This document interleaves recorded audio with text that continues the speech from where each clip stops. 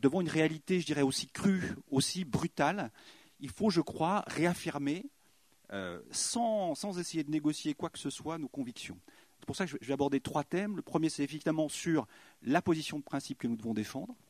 Le deuxième, c'est sur l'importance de déconstruire les idées reçues et de proposer un contre-discours. Et puis enfin, le troisième, je me permettrai, puisque Jean m'y a invité, de vous expliquer un petit peu l'une de nos actions phares en ce moment pour l'Organisation pour une citoyenneté universelle et Utopia, qui est la proposition d'un nouveau traité international et qui rejoint les préoccupations qui viennent d'être dites. Alors, d'abord, la position de principe que nous devons défendre, le droit inconditionnel à la migration pour tous. Il n'y a pas d'autres positions à défendre selon moi. Oui, nous sommes pour l'ouverture des frontières. Oui, nous sommes pour la liberté de circulation et d'installation. Et oui, nous sommes pour le droit à la migration pour tous comme un droit inconditionnel. C'est une position de principe qu'on ne peut pas négocier. On ne peut pas commencer en disant, je vais le développer tout à l'heure, mais on ne peut pas commencer en disant on est favorable à la liberté de circulation et d'installation parce qu'au final, l'équation économique est favorable. Ça, ce n'est pas possible. C'est-à-dire que, y compris si l'équation économique était défavorable, nous serions favorables de façon inconditionnelle à la liberté de circulation et d'installation. Nous revendiquons la migration comme une richesse qui est intrinsèquement liée à l'histoire de l'homme. L'origine même de l'homme se trouve dans la corne de l'Afrique. Après, tout le reste, c'est quoi? C'est des rencontres, c'est de la migration, c'est une pigmentation différente liée au contexte naturel. C'est tout, rien de plus. Donc, là encore, nous devons affirmer sans cesse que le fait d'appartenir à la même humanité donne accès à des droits sans condition et que cela prime sur le lieu de naissance, sur le territoire, évidemment, de naissance. L'être humain a des droits inaliénables, parce que c'est un être humain. Et d'ailleurs, c'est reconnu dans la Déclaration universelle des droits de l'homme. Dans les droits inaliénables, il y a le droit à la migration. Je rappelle simplement, vous la connaissez tous, mais ce n'est pas grave, l'article 13 de la Déclaration universelle des droits de l'homme, toute personne a le droit de circuler librement et de choisir sa résidence à l'intérieur d'un État. Toute personne a le droit de quitter son pays, y compris le sien, et de revenir dans son pays. Une fois qu'on a dit ça et qu'on a affirmé ça avec force, l'ouverture des frontières, ça ne veut pas dire effacement des frontières. Ça ne veut pas dire uniformisation des cultures. Je dirais même que c'est l'inverse. C'est parce que je vais pouvoir franchir une frontière librement ou accueillir un migrant que je vais me construire et assumer une identité qui est plurielle. Et pour faire référence au premier temps que nous avions eu avec Lilian Thuram et le petit garçon qui est venu sur la scène vendredi soir, je vais pouvoir revendiquer une identité plurielle parce que je suis à la fois français, à la fois algérien et à la fois calaisien. Et tout ça, ce n'est pas incompatible. Je suis l'addition de ces 3 identités.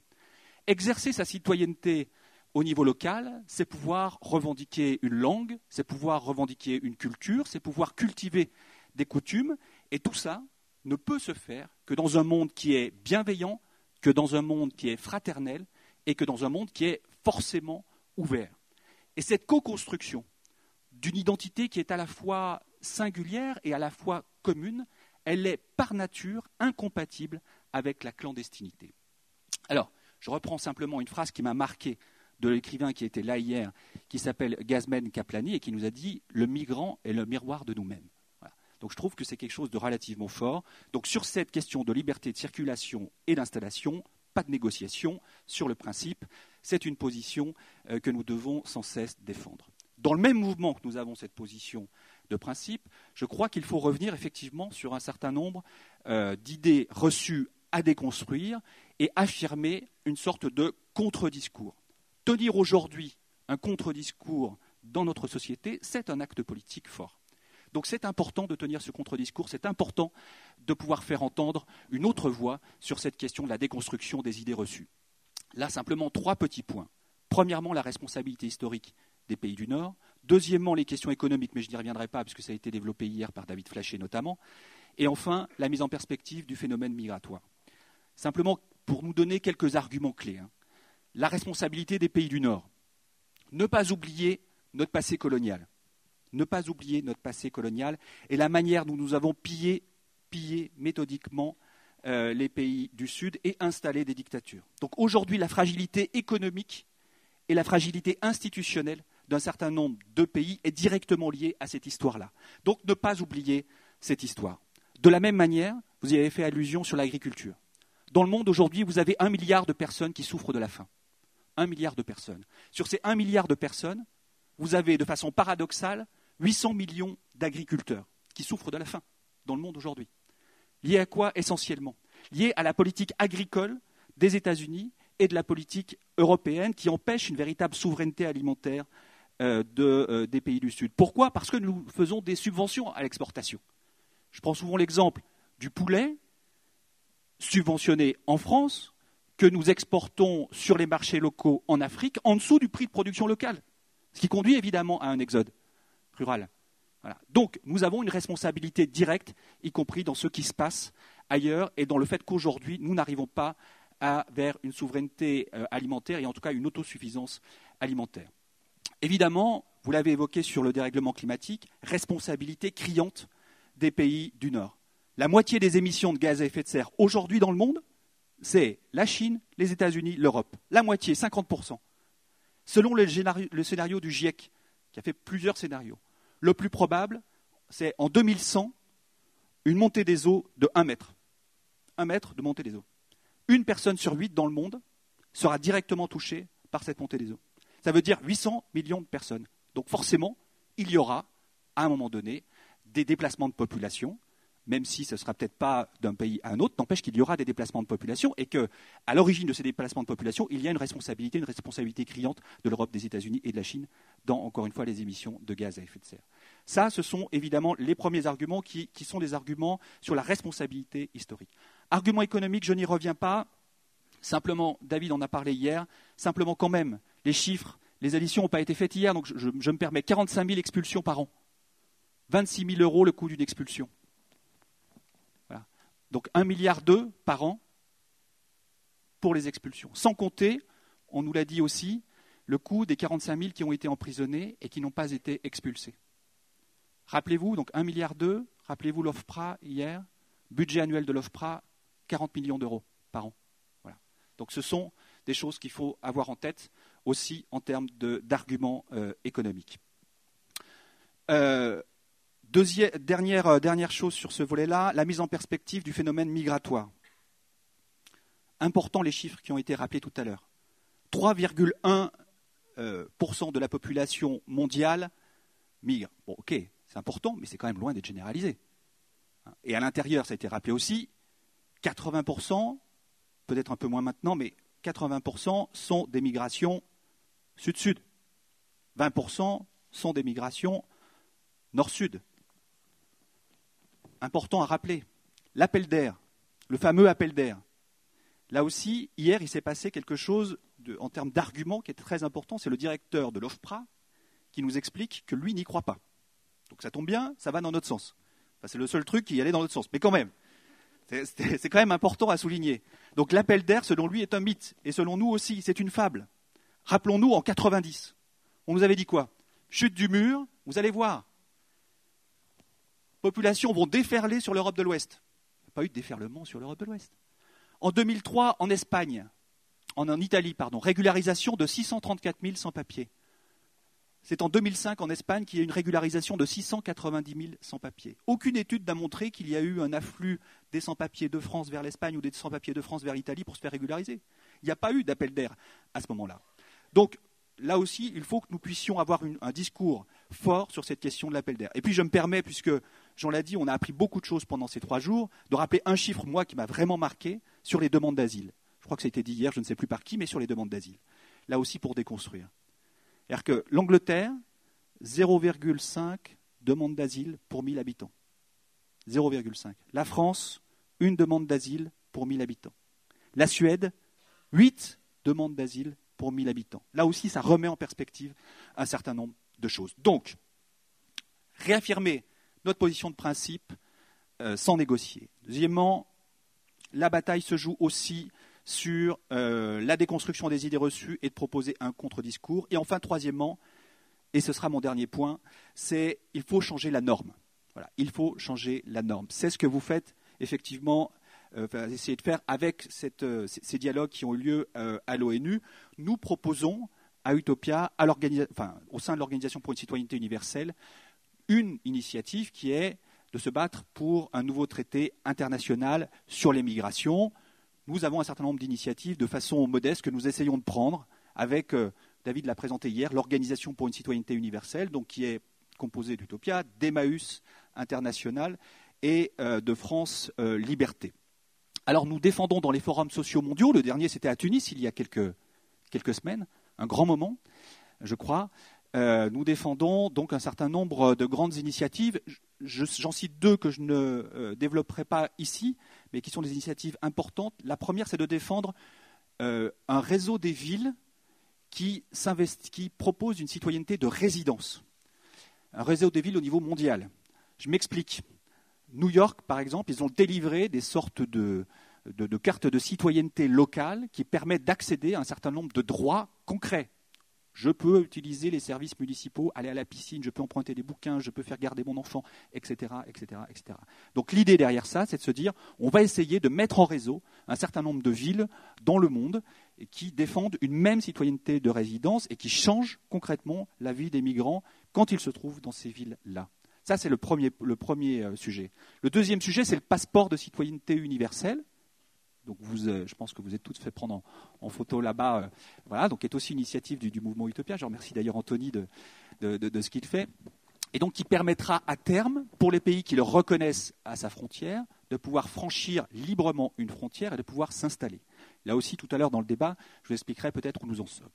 Et enfin, dernière initiative que je vais un tout petit peu plus détailler, c'est sur le nouveau traité international.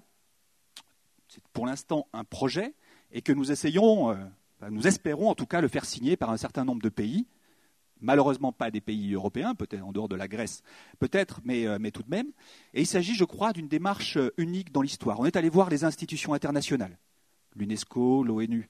On est allé voir un certain nombre de pays qui potentiellement peuvent être intéressés par cela. J'en ai parlé, la Grèce, la Tunisie, l'Équateur, l'Argentine, etc., pour qu'ils essayent de nous soutenir. Nous sommes allés voir évidemment les acteurs de la société civile mondiale qui sont en pointe sur cette question pour nous aider à écrire, à négocier et à porter ce projet là où il faut. Alors, ce nouveau traité, ce serait quoi ?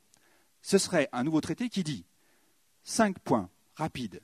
Premier point, c'est sur mon territoire, aucun être humain est illégal. Ce qui veut dire que je n'ai pas de centre de rétention sur mon territoire. Je signe ce traité, je n'ai pas de centre de rétention sur mon territoire. Je signe ce traité, je ne peux pas criminaliser un migrant, le mettre en prison parce qu'il est migrant. Voilà. Donc ça, c'est le premier point qui est fondamental.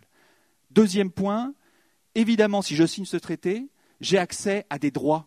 Et donc, du coup, je ratifie ou j'applique la Convention internationale du droit des travailleurs migrants et de leurs familles.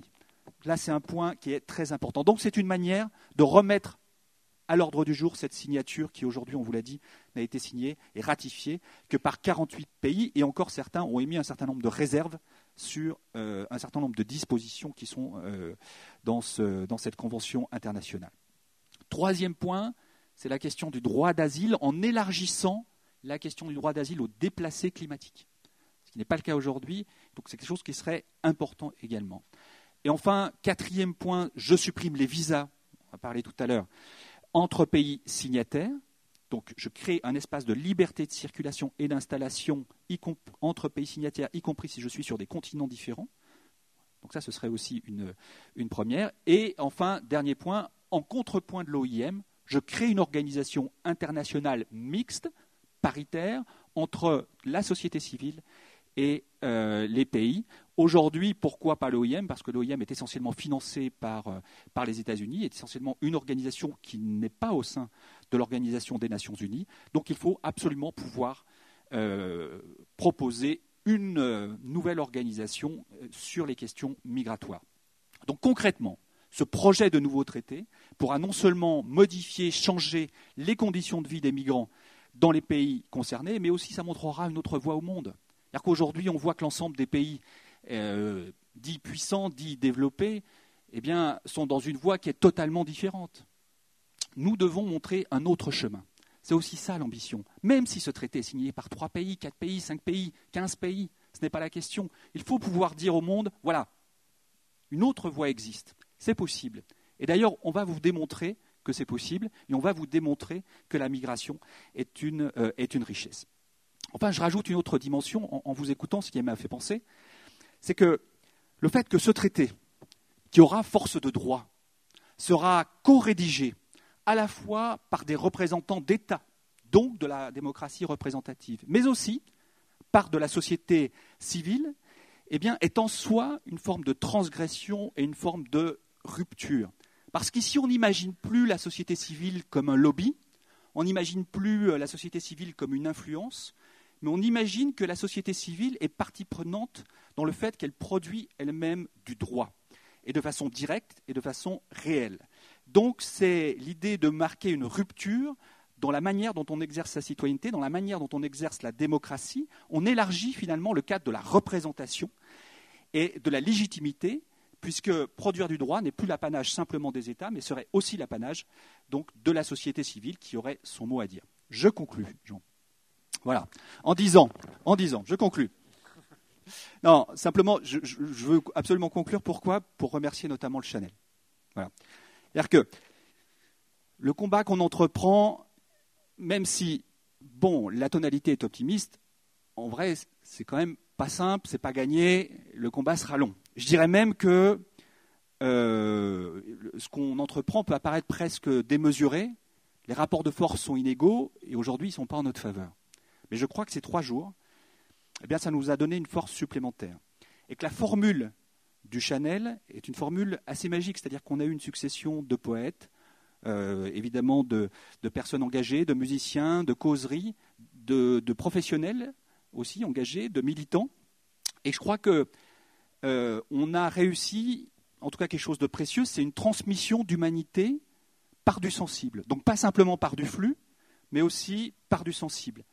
Et au-delà de la communion, au-delà des moments assez incroyables qu'on a vécus et qu'on a partagés ensemble, je crois que ce qu'on a vécu nous a permis de nous projeter dans un univers, de construire notre propre univers et de ne pas être simplement en réception. Et c'est en cela qu'on n'a pas simplement écouté et appris, mais c'est en cela que tu disais, ça nous a transformés. Et je crois que l'action transformatrice du Chanel est une transformation magique. Donc merci le Chanel de ce que vous avez fait. Nous ressortons d'ici avec davantage d'envie, d'enthousiasme, d'énergie et de détermination. Et j'espère qu'il y aura une saveur de l'autre numéro 2. Merci encore.